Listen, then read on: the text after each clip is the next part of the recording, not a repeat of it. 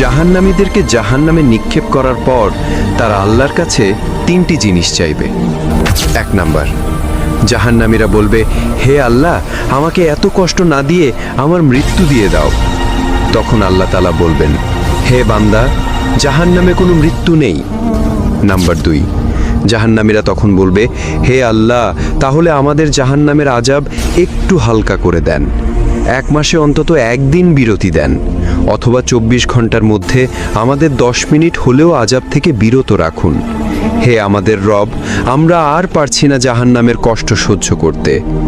তখন আল্লাহ তাআলা বলবেন, 1 সেকেন্ডের জন্য জাহান্নামের আযাব কমানো হবে না।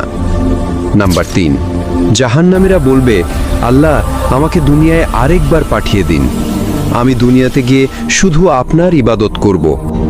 তখন আল্লাহ বলবেন, দুনিয়াতে আর ফেরত দেওয়া হবে না, আমি তোদের হায়াত দিয়েছিলাম কিন্তু তোরা আমল করিসনি, সুতরাং তোরা চিরকাল জাহান্নামে পড়ে থাক।